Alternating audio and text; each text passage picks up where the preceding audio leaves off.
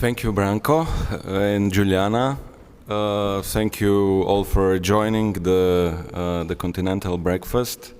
And I'm also happy to share the podium with esteemed colleagues and some of them also dear friends, of course.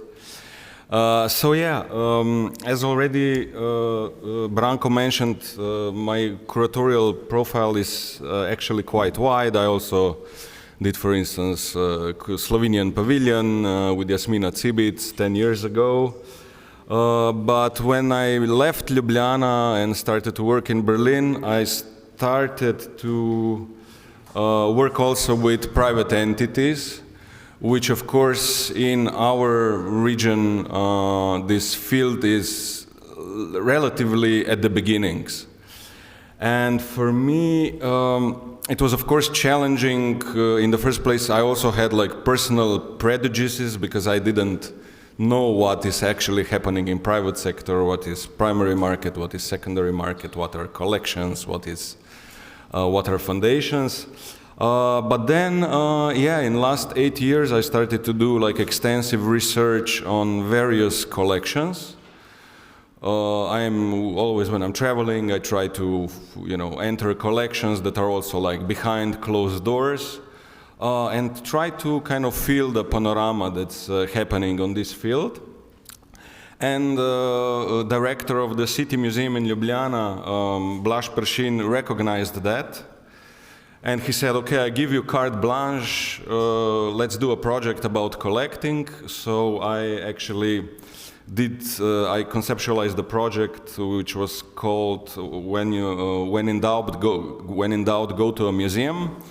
But just before I start the presentation of this, let's say, case study, which will also give you an insight of, let's say, my principle of work, is, I needed to find my like personal anchor, why and how to do. So on one hand, I do advisory as well, but mostly I tend to do collaborative work with collections. So either exhibitions, publishing projects, symposiums. So this is something that for me is it's interesting.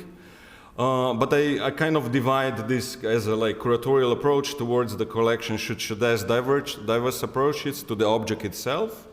In this way, the artworks in the collections work well together with the complementarity that certainly goes beyond the understanding of art solely in terms of economic and symbolic value.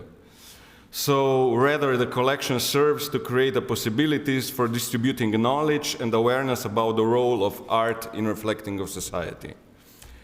And this is actually something that I found when I was reading Walter Benjamin, the essay The Collector, where he's saying such an awakening of an artwork is possible only through it being talked and placed in different contexts.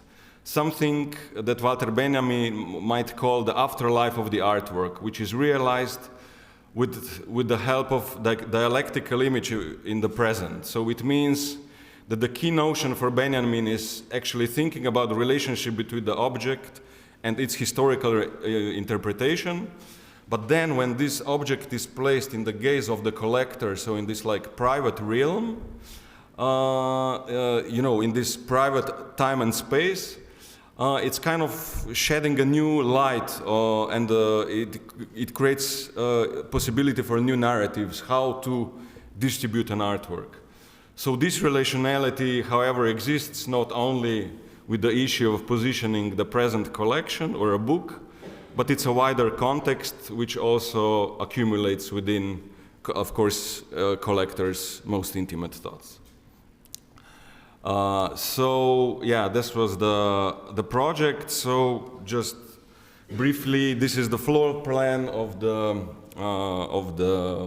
museum, which was kind of also a conceptual starting point for the exhibition I did. So what I actually proposed was that I invited to collaborations 5 international collections, which you will see later. And I proposed them that it's actually one horizontally curated show where I actually the context, because of the diversity of collection, was quite wide. I actually related to Marshall McLuhan to the issue of how medium is the message. And because in this way I kind of embraced the possibility how artists with the selection of medium were tackling also like contemporary issues when they were actually working. So because the span of the works at the show was like more than 100 years, from Romanian historical avant-garde to newly commissioned works in 2021. So this was like, let's say, the horizontal idea of the exhibition, but then actually the floor plan allowed me to present collections in individual rooms, where I actually wanted to show also, of course, the narratives of the collections. Because the main challenge of the collections was that, you know, for instance, there was a collection, Sandretto Rere Baudengo from Torino, when they have, you know, more than like 2,000 works in their you know, storage.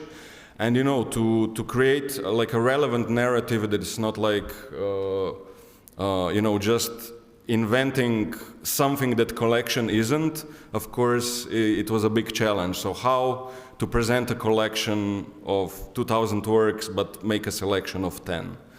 So and this actually was, for me, the biggest challenge. So all the collections were, in the beginning, very suspicious.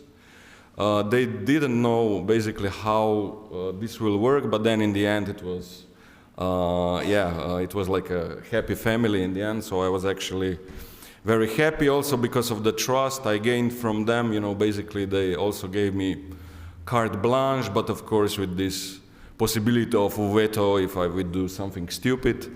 But yeah, it didn't happen. So these were the collections. You will see very, very diverse. So La Contemporary, it's a collection from Slovenia. Actually, next year it will open a big museum designed by David Chipperfield in Bled Lake. With the names you already see that is a lot of, let's say, internationally acclaimed artists, but of course also collection does relation, of course, to the region. Then the second collection was collection Laurent Fievet from Paris, which has, in the beginning I forgot to mention that in my selection I decided to choose selections who do public activities. So they all, because the aim of the project also for the museum was to educate public. So I also wanted to show different ways how collections can work with the public. So it's not just actually showcasing works, but collections, they do different public activities, either as museums, either as like educational platforms, either with, like, for instance, Laurent Fievet, they are doing like this edition with the Bell Group,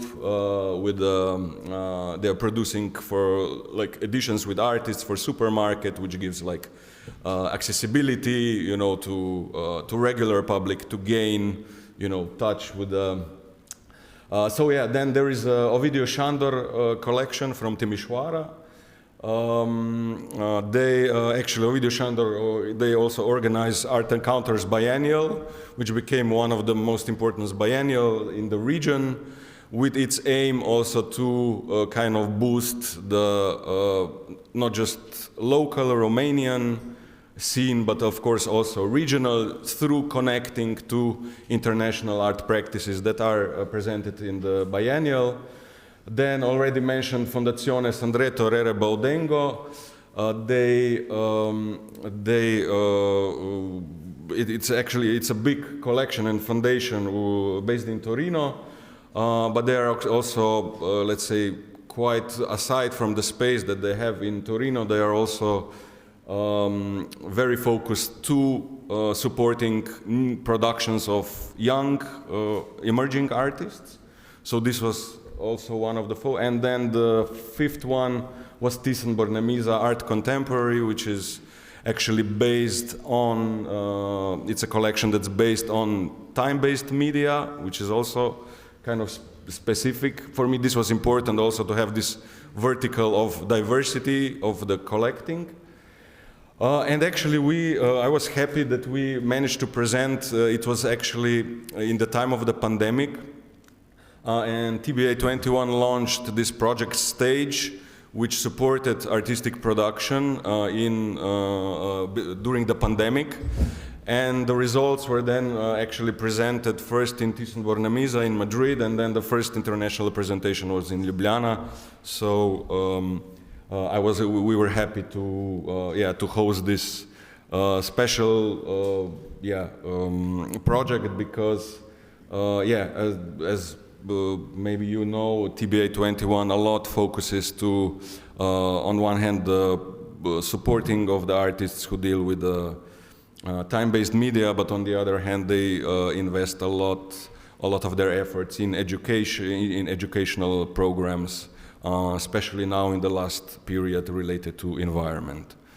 So yeah, now I will just guide you through the rooms. So the first room was Ovidiu Sandor collection, where actually it was the collection is kind of, let's say, based on 3 time pillars. One, it's historical avant-garde, which you see here from Konstantin Brancuș to Victor Brauner.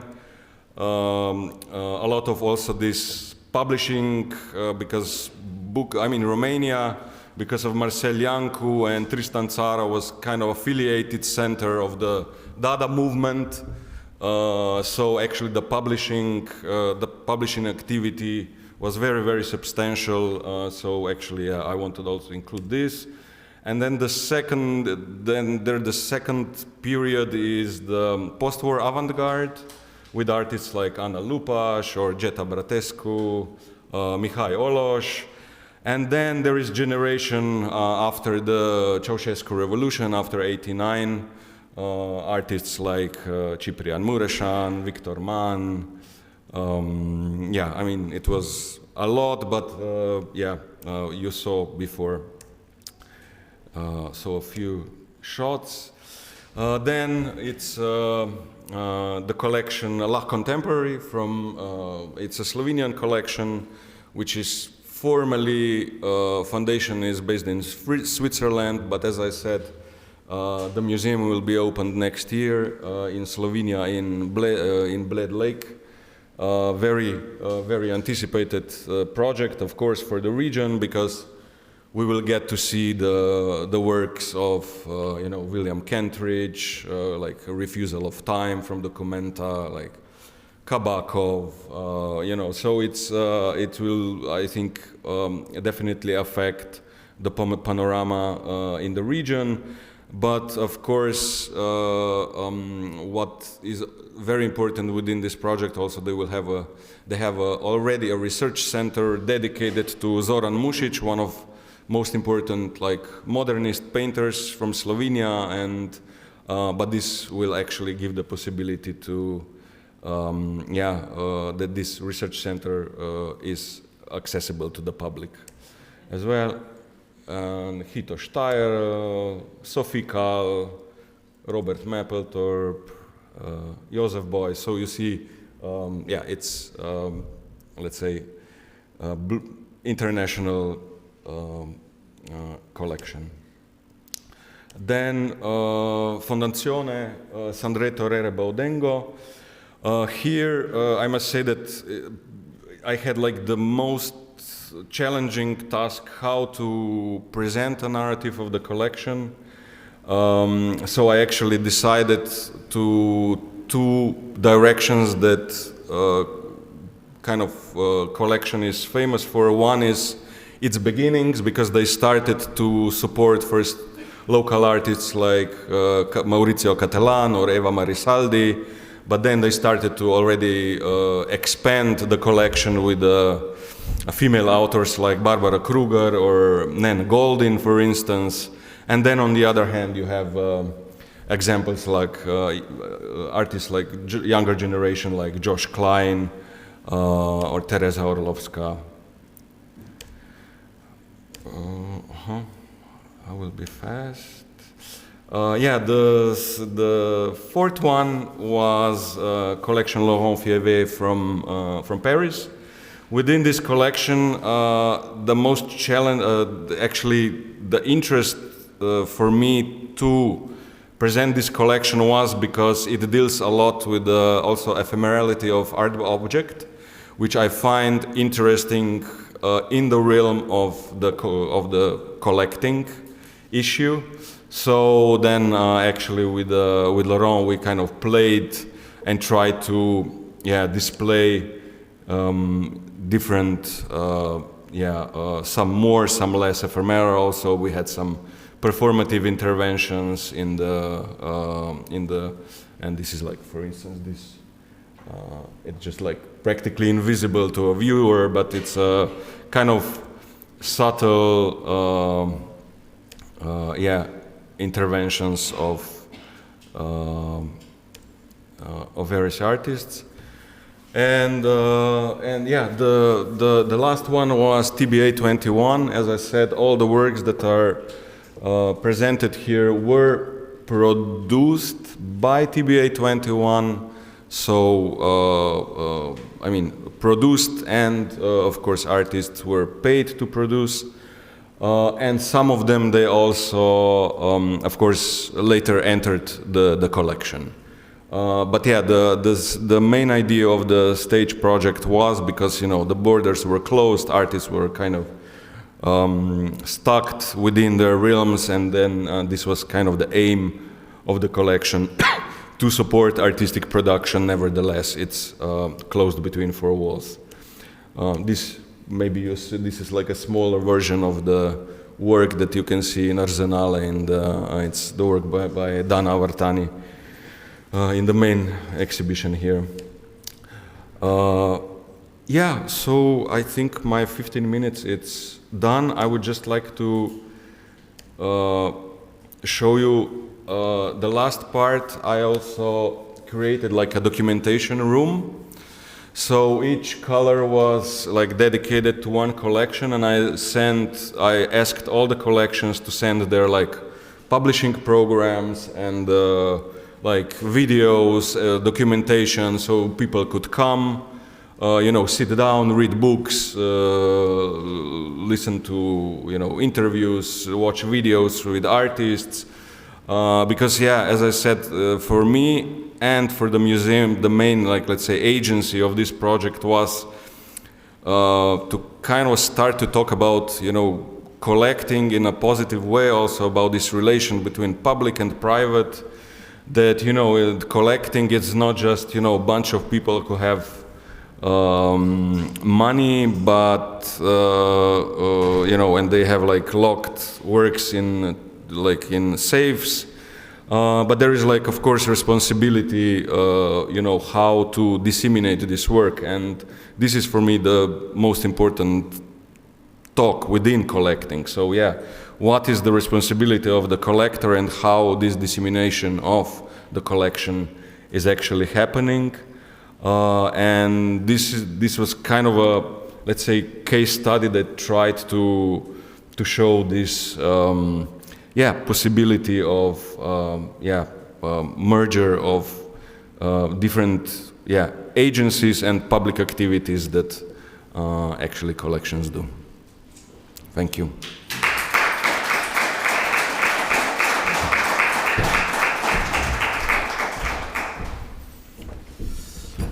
Thank you, Tevž. Beautiful exhibition. What I want to ask you, how do you meet the collectors? And what do you think it is the most difficult, and what is the most beautiful or exciting, inspiring thing with working with collectors? Because usually I found it, from my personal experience, pretty annoying, but that's me. Well, you know, as Victor Messiano wrote in the 90s, you know, there is this thing that's called institutionalization of friendship. So that's how I meet collectors. So, you know, I'm a freelancer, so, you know, I need to have my network. But in the first place, of course, work is the best entry point. So, once you do, for instance, project like this with respected entities, then it's really not a problem. And, I just was recently in New York and I spent like 1 month and like just visiting collections that are not accessible to the public. And basically, this exhibition was just like my entry ticket. I just wrote to people, and they said, no problem. And I visited people, met with them. Because for me, it's important to understand what is the aim of the collection, and that's why how I. And what is exciting, exciting is to work with people. I mean. I tend to also choose a collection that are possible to enter in a dialogue, because you need to know that all these things, all these items that you see here, there's a lot of emotions behind, for collectors, but they also understand that this outside eye, it's actually important for them as well, because as I said in the beginning, it creates actually a new narratives for works, and that's I think what maybe it's kind of also showing this possibility that people are interested in doing that. No difficulties. No, I mean there are of course always difficulties. It's. Is it worse with museums or with the collectors? I mean, it's difficulties with everyone, and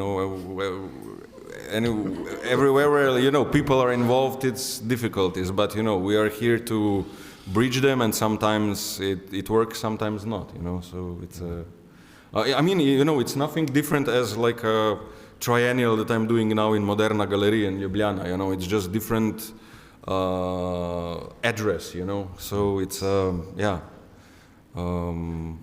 Okay, I just want to announce that the triennial that you are doing is the triennial. Yeah, it's this U3 that Moderna Galleria established in the 90s, and it kind of throws an overview on Slovenian art.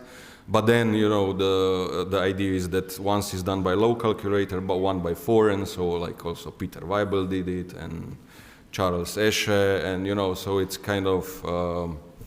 It's a good brand. It's not a huge thing, but it's a responsibility, because nevertheless, I'm kind of trying to show what happened in Slovenia in last 5 years, and that's it's opening end of June. Yeah. You'll get a lot of friends, I'm sure. So, does anyone has questions for? No. So, thank you, Tevž. Yeah. Thank you.